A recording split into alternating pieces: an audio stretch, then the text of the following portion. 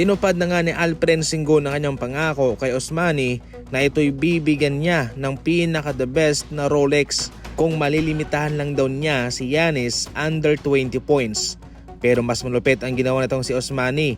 12 points lamang ang kanyang ibinigay kay Giannis na puntos. Maganda ang kanyang depensa.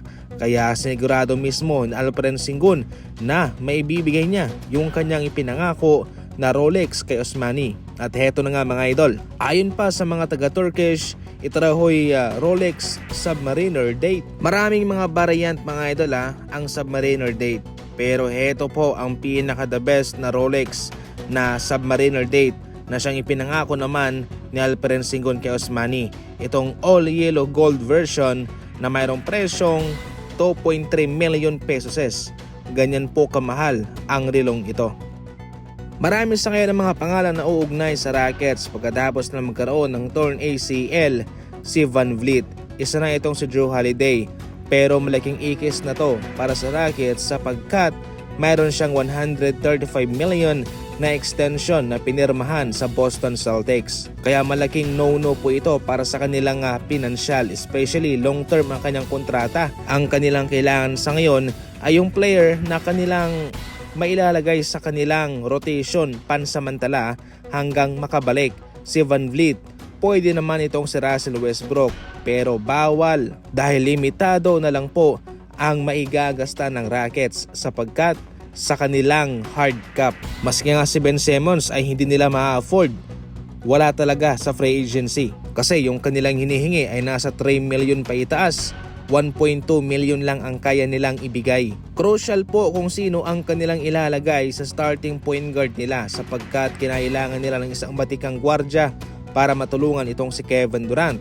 Remember, expiring contract si KD, kaya dapat mong sulitin ang anumang pagkakataon na meron ka habang siya'y nasa iyong team pa. Ngayon, pwede naman nilang subukan itong si Red Shepard na doon sa kanilang G-League ay gumagawa naman ng ingay at mapagkakatiwalaan. Kahit na siya'y baguhan lamang, hindi mo naman talaga malalaman kung ano ang kanyang maibibigay pa kung hindi mo siya susubukan. Pero kung kanilang gustong kumuha ng isang veteranong gwardya, pwede naman silang mag-trade para magawa iyon.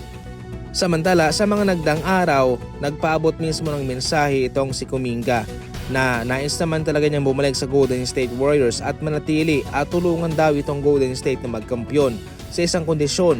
Nais niya na maging focal point sa team na to. Ibig sabihin niyan ay nais niya na maging main man sa Golden State Warriors. Alam mismo ni Kuminga na hindi mangyayari yan sapagkat nandyan pa si Stephen Curry, nandyan pa si Jimmy Butler, nandyan pa si Draymond Green. Sa mga pagkakataong sinusubukan naman siya ay hindi naman talaga maganda ang kanyang naibibigay.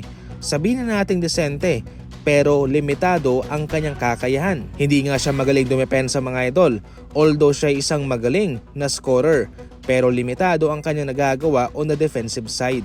Hinahangaan ko itong si Kuminga sa kanyang mindset pero dapat ilagay niya sa tamang lugar, especially sa ngayon na wala pa siyang napapatunayan. Yan ang malaking question mark dyan dahil kung sakaling bibigyan siya ng chance at kung siya'y mabibigo ay siguradong magiging katawa-tawa na lamang siya. Sa ngayon, malabo talagang masunod itong kagustuhan ni Kuminga hanggang nandyan pa sa Stephen Curry sa Golden State Warriors.